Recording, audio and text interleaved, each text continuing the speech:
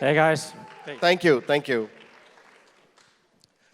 My name is Ashok Ranadive. I'm Director of Professional Services at Casper Labs. Casper Labs is the creator of Casper Public Network, which is the first enterprise-grade, future-proof public network.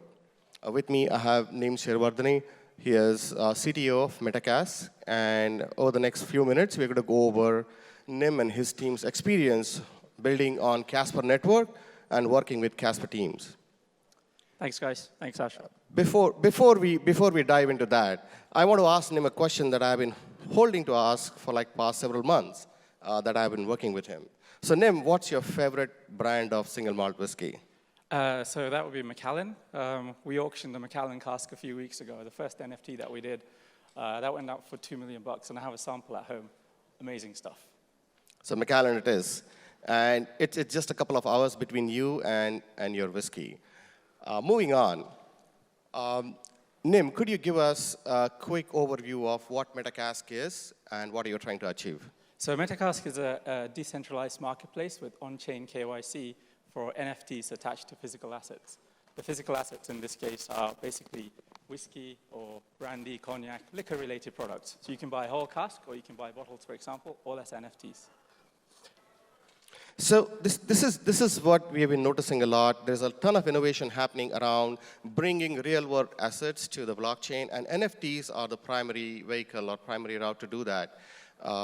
Casper Labs is already working with the likes of intellectual property or university certifications or financial contracts or valuables to bring them on chain. So Nim, what was your primary motive, or why did you choose Casper Network? Sure. So when we started looking at this project earlier in the year, we wanted to work collaboratively with the blockchain itself. We needed to actually tune the specs. One of the things that we needed for our NFTs, for example, was that we needed on-chain metadata, which we can change over time. So for example, if you think about a whiskey cask, it could get moved around, and as it's moved around, we need to be able to adjust the metadata in it, as well as let's say the whiskey levels, for example. These change over the time, right? And so that was one of the kind of driving technical requirements, and Casper stepped up, and they were really early in the game for developing NFTs on their platform, and so we were able to help drive that discussion. So that was like a major factor in choosing Casper, right? Secondly, I think the professional services team, they've been really helpful for us. As a small startup getting into the space, trying to build all this out, the fact that they've got experts who are like economists, for example, who can say, this is how an auction smart contract should execute, right? And to be able to write that and develop that for us, that's actually been a helpful service for us, right? Thank you. And that is one thing that we have noticed, that when enterprises are trying to build applications using blockchain is just part of the puzzle that they're trying to put together for their clients and customers. And it is important that those who are experts in that technology give them a helping hand. So that's the reason of having a professional services team to help with building solutions for the clients. So Nim, what has been your experience working with Casper Labs and Casper Network? Sure. The team actually has been super helpful. So we've engaged at multiple levels with Casper. So first is obviously the technical support. They're the experts on the blockchain, and so they've been helpful in writing all the smart contracts for us. Then we have the project management aspect as well. So the team there, they provide project manage for the whole project, and so they make sure that everything is on time, everything is delivered from the Casper side, and ensure that actually we ourselves are hitting the timeline, so we're saying we're going to hit, right?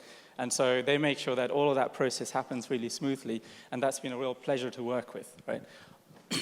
Thank you. And one of the requirements that you had, particularly from your band's perspective, was ESG. How did that play into selection?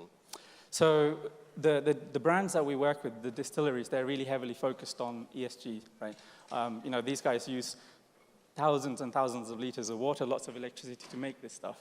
And so the last thing, we want to be able to go in there and say, actually, all the tech we're using is also consuming more power, right? And so having a blockchain that's actually very low power is a real start, a real good starting point for us.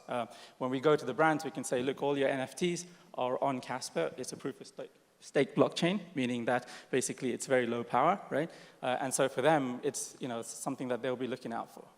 So this is another thing that we have noticed over past 1 or 2 years that I'm working with Casper Labs, that most of the brands and enterprises are very conscious of environmental and sustainability goals that they have. They want to work with technology that is low power.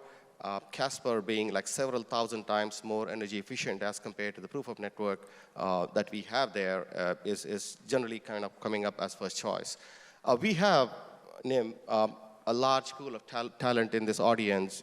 They are creators, innovators, disruptors, developers. What would your advice be to them if they want to build on Casper? Simple. Do it and engage professional services. They'll really help you get your project kick-started in a massive way. Thank you so much, Nim. Thank you so much.